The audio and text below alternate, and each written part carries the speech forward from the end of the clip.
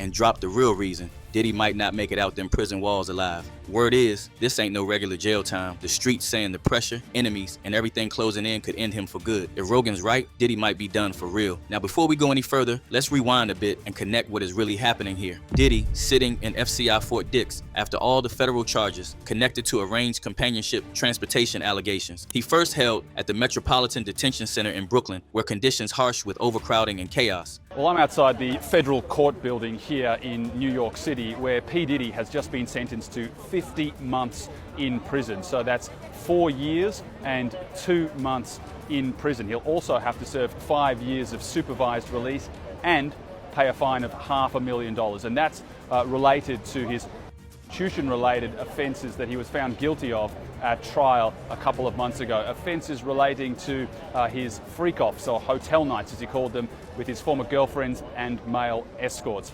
We heard from the music mogul for the first time today. He addressed the court pleading with the judge for mercy, to give him a second chance, apologising to his victims and describing his actions as disgusting, shameful and sick.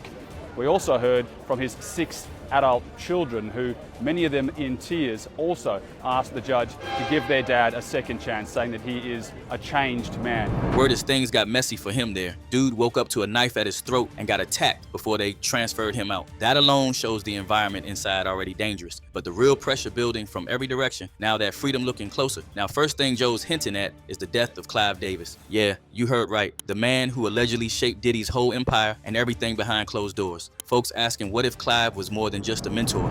Breaking news from the world of entertainment. Legendary record executive Clive Davis has died. The music industry titan helped sign massive artists like Barry Manilow, Pink Floyd, shaped the career of Whitney Houston famously, even the boss, Bruce Springsteen. Davis was 94 years old. So Diddy reportedly broke down crying heavy in prison after hearing the news, wailing like he lost his last lifeline. Think about it. Clive was the gatekeeper who gave young Diddy the keys to the game when he walked in hungry with big vision but no real power yet. Word on the street is Clive got involved in ways that went beyond business. Add to that, he'd been pressing buttons from the outside since the charges started, working with Diddy's mom and lawyers to ensure Diddy dips out early. Though that one time when Clive was asked about helping Diddy, he said nothing. People say he helping him behind them scenes.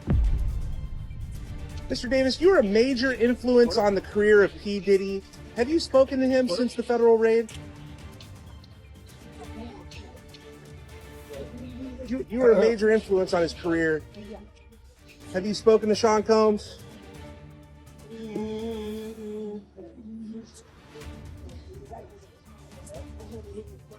Any comment, Mr. Davis? What do you make of the allegations against P. Diddy?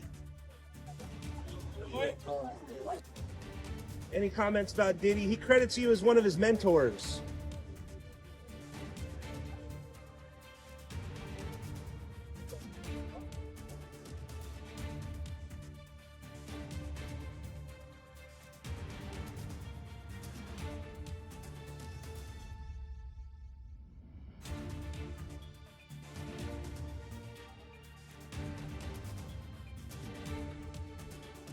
Attorneys for Sean Diddy Combs today, they tried to convince a panel of judges that the convicted rapper should be released immediately because the judge that sentenced him relied on things that Combs was not convicted of. The evidence and the arguments just reaffirms in this case that that the evidence that the judge was relying on is totally separate and in fact was acquitted conduct. The thing is, though, up until last year, judges actually were allowed to consider what is known as acquitted conduct that you heard the defense there talk about. Remember, last year, a judge sentenced Combs to 4 years and 2 months in prison. That was after a jury convicted Combs of transporting people across state lines but they acquitted him of the most serious charges of and conspiracy. We don't know when the judges are going to make a decision on this appeal, but the defense wants it done as fast as possible because Diddy is set to be released from prison in April of 2028. Other celebs already turned their backs, avoiding him completely so they do not go down with him. Folks refer to Meek Mill in them same spaces, but called himself No Diddy Gang. Yo, Saw, what's up? Yeah, y'all already know how we playing out this Real life. Diddy Gang, Meek Mill in real life. Don't ever disrespect me, you Talk heard? that yeah, Meek. And Trust Online users reacted heavily, calling out Meek real loud. One user wrote, "You wasn't saying all this when you was bouncing around like a bunny." Another goes harder. "Now he's on jail. He was your daddy a few minutes ago." Yet this person was blunt. You can see he's broken, all in his eyes. That's effed up. Then this one wrote, "Meek looked traumatized. Now with Clive gone, that main support snapped. No more pulling strings from the outside." Diddy thought this man was waiting to help rebuild once he stepped out. Everyone talking about how deep their connection allegedly ran. Clive allegedly introduced him to the real game, private circles, deals that do not get written down, the way power really moves in the industry. But now the protector gone and Diddy left exposed in them walls. This loss alone got folks wondering if he can survive the isolation and threats inside without that backing. The streets saying without Clive the last real lifeline cut, and that makes prison a whole lot more deadly. After all, Puff already been attacked before. Now this is where it gets darker. Rogan then talks about them leaked videos and fresh lawsuits that threatening to keep him locked down longer. Diddy been trying hard to clean up his image. Reports say he's sober now, working in the prison laundry unit, completed the rehabilitation program, chilling with other inmates, staying out of trouble. His release date reportedly moved up to around April 15th, 2028. His mom, Janice Combs, and legal team pushing appeals, defending him publicly, trying to make him look fully reformed for possible early freedom or even bigger plays down the line. But then new leaks start dropping and everything's shaky again. Attorneys for Sean Diddy Combs today, they tried to convince a panel of judges that the convicted rapper should be released immediately because the judge that sentenced him relied on things that Combs was not convicted of. The evidence and the arguments just reaffirms in this case that that the evidence that the judge was relying on is totally separate and, in fact, was acquitted conduct. The thing is, though, up until last year, judges actually were allowed to consider what is known as acquitted conduct that you heard the defense there talk about. Remember, last year, a judge sentenced Combs to 4 years and 2 months in prison. That was after a jury convicted Combs of transporting people across state lines for, but they acquitted him of the most serious charges of and conspiracy. We don't know when the judges are going to make a decision on this appeal, but the defense wants it done as fast as possible because Diddy is set to be released from prison in April of 2028. Joe pointing to that new video making the rounds, allegedly showing what went down on Epstein's Island. If that tape is what people think, this whole story flipped upside down. Diddy panicking heavy inside those walls because this footage might kill any chance of early release. Lawyers fighting for that cut short date, but these new leaks with secret tapes from witnesses could extend everything. The man who thought he was cleaning up his image now facing fresh heat that changes the whole game. It gets worse, more witnesses coming forward with serious claims. Adria English dropped her lawsuit, saying she trapped in a cycle of arranged companionship at Diddy's parties. She got pulled in after her boyfriend auditioned for modeling. Things escalated quick. Diddy allegedly used her past in adult entertainment against her, gave her nose candy, and forced her into situations with guests at them white parties in the Hamptons and Miami. The encounters allegedly so heavy, she still carries the weight today. She mentions secret tapes as proof of how reckless things got in them private sessions. Now people are open to hearing what has happened to me. People weren't ready to hear it 20 years ago. My name is Adria Cherie Marcy English, and I was hired in the early 2000s to be a go-go dancer at Diddy's private white parties. I looked up to Diddy. He was an icon. He was innovative. I had dreams and goals to be in the entertainment industry. And so when I got the opportunity to dance at the white parties, I really took it seriously. The first time I met him, he was very nice, special talent, special skill. They liked my energy. So it was a very great experience initially. After about the second or third party is when I got asked to do extra things more than dancing at the private white parties. It was more mingling more and being available if they wanted to participate in extras, I should say. When you said that they started asking you to participate in extras, what do you mean? He would bring me to people. Diddy would sit me with certain people and for me to entertain them. There were private areas and private rooms of the house that, I had to walk people to. And then, I was like, I believe we were drinking from certain champagne bottles where it was like your eyes were open, but you were blacked out. How many people do you think that you were asked to engage with? I would say probably over 20 between all the parties. I did hear that when they did the raid on the house, that the tapes that he found, that I may be on them. So it could be more. My lawsuit was filed under the Gender Motivated Violence Act. It's for coercion, it's for forced labor. No one believed me back then, and so I decided to just deal with it internally and self-medicate with alcohol. I do want to apologize. Then there's April Lampros, filed claiming terrifying encounters back in the 90s after promised mentorship. Things allegedly crossed serious lines multiple times. The details allegedly so heavy she still carries the scars. Goes into detail about 4 alleged SA incidents. The first, April alleges she went to meet with Diddy at a bar in Soho. He introduces her to a female friend of his.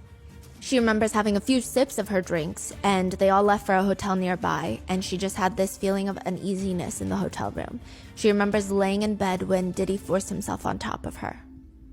She leaves, and she told herself she would never talk to Diddy again, but he continues love bombing her and telling her how advantageous her life will be, her career will take off, as long as Diddy is on her side. So, I mean, she's studying to get into the fashion world, which he is a big prominent figure of at that time. Crystal McKinney saying she was 22 when she met him at Fashion Week, promised career help, then things went left in a studio with nose candy and misconduct. The pattern clear. Young talent allegedly pulled in with promises, then exposed to environments that left lasting damage. Diddy building leverage through these situations. These stories connecting back to powerful circles overlapping with Epstein's world. Joe stating that with these new charges, there's possibility of Diddy not dipping out soon. Folks then remember Justin Bieber pulled into that world young at Clive Davis parties. Barely 13, fresh from Canada, suddenly standing in rooms with powerful figures. He had no business being around that young. Old clips resurfacing of Diddy bragging about spending 48 hours alone with him, calling it every young person's dream, saying things they could not publicly describe. Bieber carrying visible emotional weight later with breakdowns, trust issues, public exhaustion.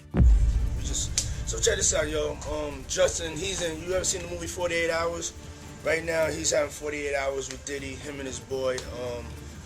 They're having the times of their lives, like, you know, where we hanging out and what we doing.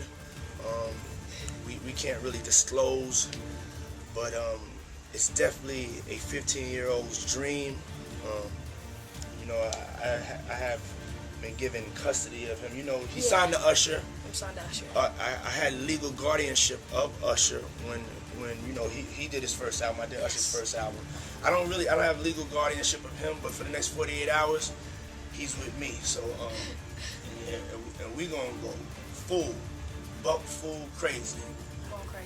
It was hard for me being that young and being in the industry and not knowing where to turn, and everyone, you know, telling me they love me and, you know, just turn their back on you. I just want to protect her, you know? I don't want her to go through anything. I wouldn't wish that upon anybody.